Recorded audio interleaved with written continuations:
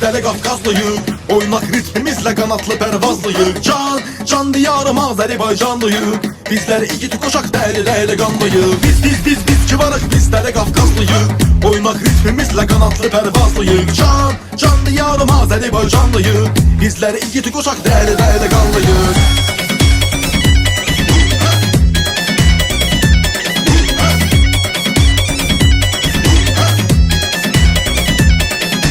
Salamlar olsun bütün Kafkazın ellerine, eşk olsun bütün igit erenlerine, halklara, toplumlara, cemi milletlerine.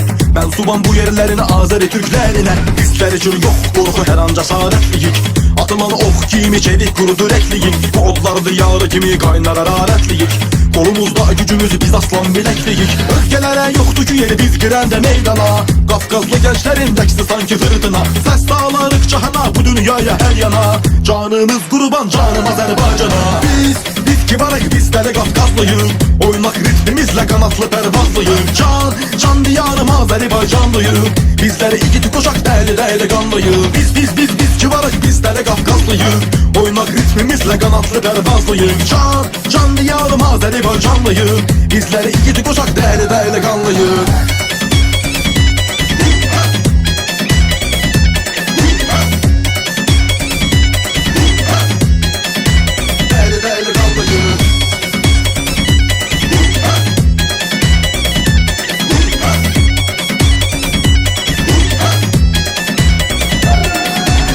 Tarihler boyunca koymuşuz biz Kafkaza. Kara tufanlar çöktürmez biz Kafkaza. Ezeli daimi sakinik biz Kafkaza. Ey nankör ermeni, yamak sizsiz Kafkaza. Bizler çok məğrur, bizde eğrilmez gurur. Çırpınır yüreğimiz yurt eşkiyle vurur. Karşıda bizler için şanlı bir savaş durur. Azeri igitleri uçatan vurur.